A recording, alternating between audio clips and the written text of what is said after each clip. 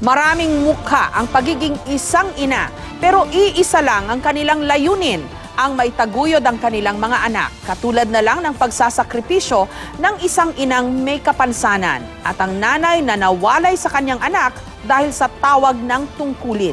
Si Salima Refran on assignment.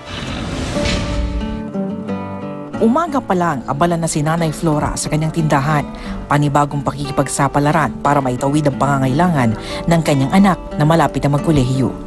Doble ang hirap ni Nanay Flora, bukod kasi sa kanyang kapansanan, mag-isa lamang niyang tinataguyod ang anak na si Joseph. Simulat nung sinilang ko yung anak ko,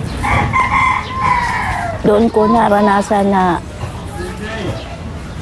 wala akong madadaingan na problema, ma-financial man, support, or moral. Pero ni minsan, hindi raw niya tinuturing na kalbaryo ang kanyang pinagdadaanan bilang solo parent. Para magiging masaya ang buhay ko na kahit may disability po ako, isang single mom, ipakita ko po sa lipunan na kaya kong gampanan o kaya kong itataguyod ang aking anak. Nagkaroon po ako ng anak. Yun ang masaya na po ako dahil para pagtanda ko, may mag-aalaga o maggagabay po sa akin. Hindi raw lahat ng ina pinagpala sapagkat may ilang napipilitang mapalayo sa kanilang supling dahil sa tawag ng serbisyo. Taong 2013, isinilang ni First Lieutenant Zoraida Tumbali ang kanyang panganay na si Sophie. Noon pa lamang alam na niyang dadating ang panahong kailangan niyang mawalay sa kanyang mga mahal sa buhay.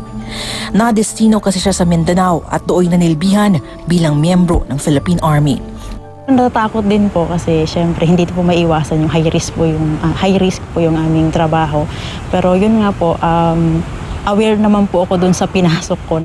Habang si Sophie lumaki sa pangangalaga ng kanyang yaya. Alam ko na po from the start na ganito na yung magiging sitwasyon ko. So parang ito po yung parte ng aming tungkulin po bilang sundalo, yung maglingkod sa bayan. And ito yung isa sa mga sacrifices po na ginagawa naming mga sundalo, yung mapalayo sa pamilya. Dahil sundalo rin ang kanyang mister, bawat minuto raw na siya'y mawalay sa anak ay ang mga pinakamahirap na sandali ng kanyang buhay. Ngunit alam niya rin kung gaano kahalaga ang kanyang sinumpaang tungkulin. Kaya naman nagkasya na sa 1 beses kada 3 buwan na pagdalaw sa anak at ngayon pansamantala siyang nakadestino sa Luzon. Nilulubos na raw niya ang bawat pagkakataong kapiling ang kanyang anak. Mahirap po talagang mapalayo sa anak, especially talagang batang-bata pa siya. Wala pa siyang kamalay-malay na nalalayo yung nanay niya sa kanya. Kung pwede nga lang daw patigilin niya ang oras, lalo pat anumang sandali, maaari na naman siyang madestino sa malayong lugar. I love you, Mama!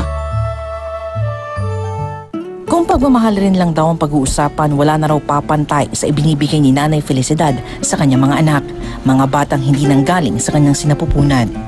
2 dekada na raw nagfo-foster parent si Nanay Felicidad. Talaga pong napakahirap kasi parang hindi na rin iba sa iyo eh. Talagang mapapamahal.